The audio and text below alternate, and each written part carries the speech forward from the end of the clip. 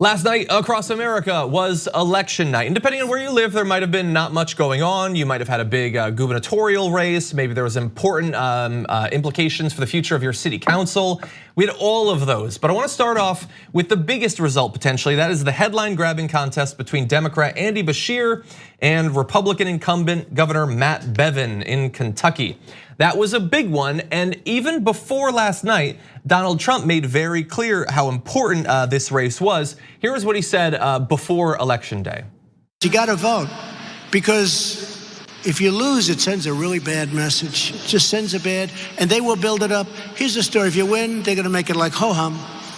And if you lose, they're gonna say Trump suffered the greatest defeat in the history of the world. This was the greatest. You can't let that happen to me. Weird relationship he has with his fans. So what did we get in the end? Narrow victory for the Democrat and thus the greatest defeat in the history of the world, even though it totally was not at all. But what is interesting is that Kentucky is a state that Donald Trump won by 30% just 3 years ago. And look, Bevin lost re-election, really important, although there are some wrinkles that we're gonna get into. But let's not go crazy just yet and assert that next year Mitch McConnell is going to be like pulling back into his shell and going off for retirement or something. All of the other statewide races went to the Republicans. Bevin is apparently was like among the most unpopular governors in the country at that point. And so it was going to be a tough re-election for him no matter what. So Donald Trump obviously went there to try to give him a chance.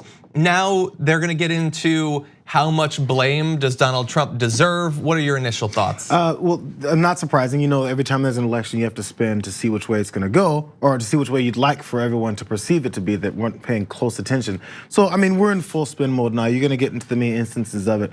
But this is now, when you start talking about then the local races or the state races, or then the city council races, or then the school board races and all that stuff, then those are local, and who knows whichever part of the state that's in and how that goes. But Donald Trump brought this on himself. Yeah. It's like, this is not about me, you can't let this happen to me. He's talking about Governor Bevin because that is a statewide seat. And that's the thing that's gonna determine, not fully, but at least it has this feel that it could determine what's gonna happen statewide for the state when it goes to, say, the guy who just said it's about me. So again, what you wanna do, especially when you know that the governor is unpopular because he's a Republican and pulling Republican types of moves, is kind of like you want to endorse him, but not really tag your name to it. It's a normal political move. You're not supposed to directly say, hey, if he loses, I lose. Come on, bro. Well, it seems risky. Yeah. I think Donald Trump was fairly certain that, especially with him going in the last days of the race, I think he thought, no, we're gonna win this thing. It's still Kentucky. I won it by a ton. Republicans still outnumber. Like I thought that was the case. It didn't turn out that way. So here are a few of the responses. So first, Donald Trump last night says #election night won 5 out of 6 elections in Kentucky, including 5 great candidates that I spoke for and introduced last night. Matt Bevin picked up at least 15 points in last days, but perhaps not enough. Fake news will blame Trump. Winning a Mississippi governor race, which they went on to actually win. So there he says that he picked up 15 points. It was a very close race. It was within like half a percentage point or something like that. So he said he picked up 15 points because of me, because I went there. Ronna McDaniel said picked up 17 points. We're gonna talk about this in a second, but it was Laura Ingram's appearance. When she had Don Jr. on, she said he picked up 20 points thanks to Donald Trump. And the thing is, everyone was looking like far and wide, where are these polls that showed that the Republican incumbent governor was down by 15 to 20 points? And apparently, weeks ago, there was one from, I would not consider a reputable pollster, but had him down by a good amount. The thing was, after, it was just in the last few days, there was a poll that had them effectively neck and neck. Then Donald Trump goes there, and then the result is that they're roughly neck and neck, with the Democrat being slightly up. So look, the idea that this guy losing is an indictment of Donald Trump, that doesn't really make a ton of sense. He didn't lose support because of Donald Trump, but Donald Trump was not able to hand him 5 or 10 percentage points of the electorate. Yeah, as we're gonna talk about Laura Ingraham, if the power of Donald Trump came into the state to revive Matt Bevin, then what the next the easy next question, I know he wasn't actually getting interviewed, but the question that could be asked is, so what did you say to that crowd to get people who were either against Bevin to go his way, because you had such a big swing that you pulled so many more people that way, to make that happen? What is it you said that night? Yeah. What was the pull? No, it was nothing. Yeah, and they know who you are. Look, Don Jr. went on and said this has nothing to do with Trump, which again, I don't really care, but you know if this guy had won, they would have said it was due to Trump, obviously. As you pointed out, Laura Ingraham says that this is the testament to the power of Donald Trump, but this is so 1984.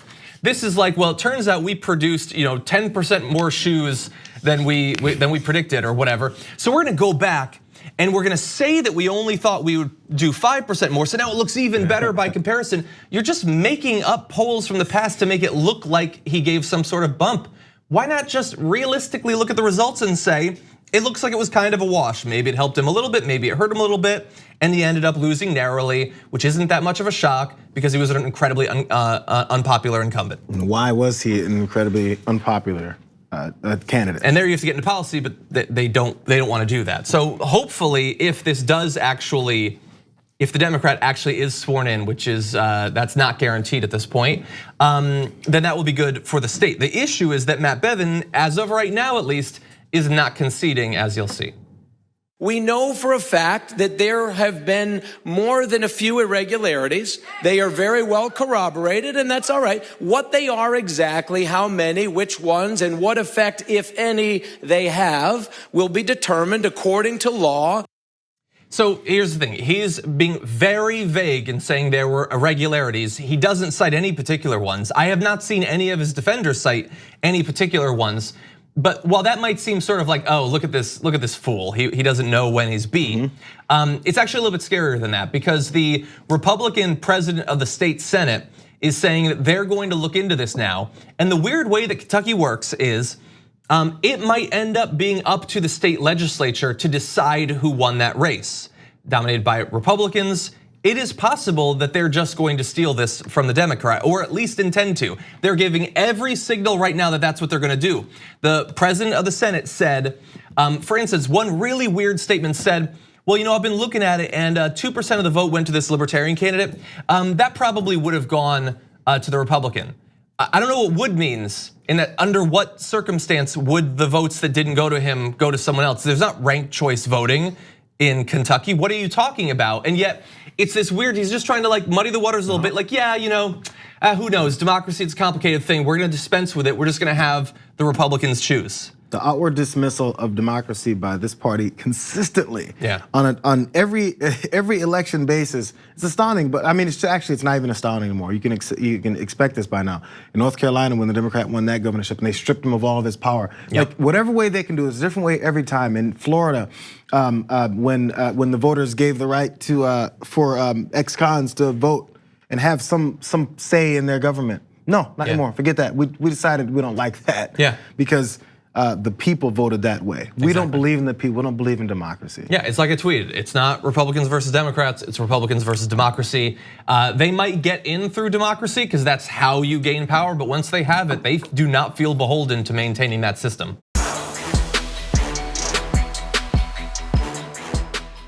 Thank you for watching this clip from the Damage Report. For more content from the show and access to TYT Network members only exclusives, go to tyt.com/Brooke. Wait, no, it's tyt.com/John. Go to tyt.com/John to sign up.